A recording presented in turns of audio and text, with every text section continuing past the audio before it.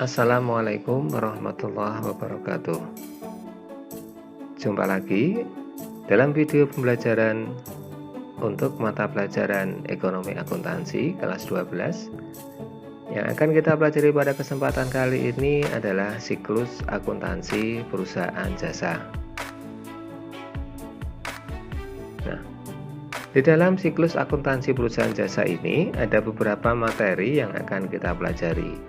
Di antaranya adalah karakteristik perusahaan jasa itu sendiri, kemudian transaksi keuangan dan bukti transaksi, aturan debit kredit dan aturan saldo normal, kemudian penggolongan akun, tahapan pencatatan akuntansi perusahaan jasa, tahapan pengikhtisaran akuntansi perusahaan jasa, dan tahapan pelaporan akuntansi perusahaan jasa. Nah, kemudian ciri khusus perusahaan jasa itu secara umum terbagi menjadi dua bagian. Yang pertama adalah perusahaan jasa menawarkan layanan yang tidak berwujud fisik, karena perusahaan jasa menawarkan layanan yang berupa pelayanan atau servis. Kemudian yang kedua adalah standar harga yang ditawarkan itu sulit diukur karena berupa pelayanan. Contoh dari perusahaan jasa adalah perusahaan autobus, kemudian perusahaan penerbangan, perusahaan tukang jahit, kemudian kalau sekarang seperti pengantar paket, ojek online, dan lain sebagainya. Kemudian jenis transaksi kita bagi juga menjadi dua bagian besar, yaitu yang pertama transaksi internal, di mana transaksi internal ini melibatkan hanya di dalam internal perusahaan saja atau antar bagian di dalam perusahaan. Sedangkan transaksi yang kedua adalah transaksi eksternal, di mana transaksi ini melibatkan pihak luar perusahaan.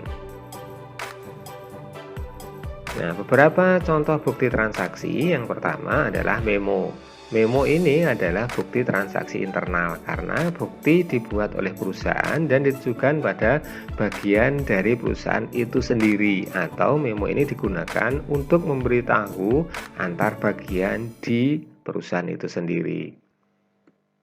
Kemudian yang kedua adalah faktur. Faktur adalah bukti transaksi jual beli secara kredit. Ini merupakan bukti transaksi eksternal, yaitu jual beli secara non-tunai. Oleh karena itu, dalam faktur ini akan menimbulkan utang atau piutang.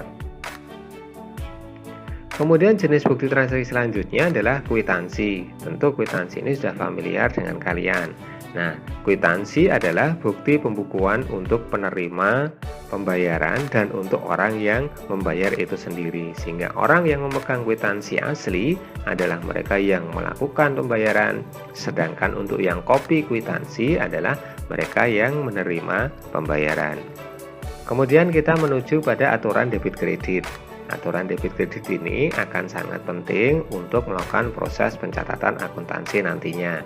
Nah, ada 5 kelompok aturan debit kredit, seperti halnya saat kita belajar pada persamaan dasar akuntansi.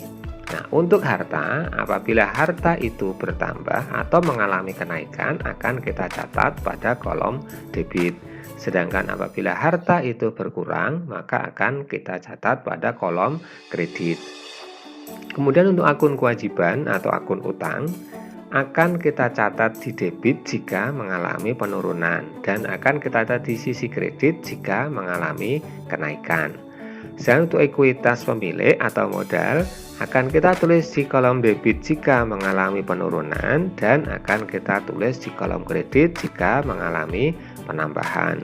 Kemudian pada kelompok akun pendapatan, jika mengalami penurunan akan kita tulis di debit dan akan kita tulis di kredit jika mengalami penambahan. Dan terakhir, pada kelompok akun beban atau biaya akan kita tulis di debit jika mengalami kenaikan dan kita akan tulis kredit untuk mencatat jika terjadi penurunan. Nah, kita bisa mengelompokkan bahwa jika harta dan beban bertambah akan kita tulis di kolom debit, Dan jika beban dan harta berkurang akan kita tulis di kolom kredit. Tetapi jika akun kewajiban atau utang, modal dan pendapatan yang bertambah, maka akan kita tulis di kolom kredit. Sedangkan jika utang, modal dan pendapatan berkurang atau mengalami penurunan akan kita catat di kolom debit. Kemudian untuk aturan saldo normal dari pengelompokan 5 rekening atau akun tadi, maka jika harta itu akan bersaldo normal di debit, jika utang maka akan bersaldo normal di kredit, ekuitas atau modal juga di kredit, pendapatan kredit, dan beban ada di debit. Aturan saldo normal ini sama dengan aturan dari debit kredit yang kita pelajari pada slide sebelumnya. Nah, kemudian penggolongan akun. Akun itu adalah nama-nama dari buku yang akan kita gunakan untuk mencatat. Karena begitu banyaknya akun, maka perlu penggolongan atau pengkodean. Nah, pengkodean itu diantaranya ada beberapa cara untuk melakukan pengkodean itu. Yang pertama disebut dengan kode numerik, di mana kode itu menggunakan nomor. Misalnya nomor 101 untuk kas, 102 untuk piutang, 201 untuk peralatan, dan seterusnya. Kemudian kode yang kedua disebut dengan kode mnemonik, di mana kode mnemonik ini menggunakan kode-kode huruf L, kemudian untuk harta lancar, kemudian LUU misalnya untuk utang jangka pendek atau utang lancar. Kemudian yang ketiga adalah kode kombinasi huruf dan angka.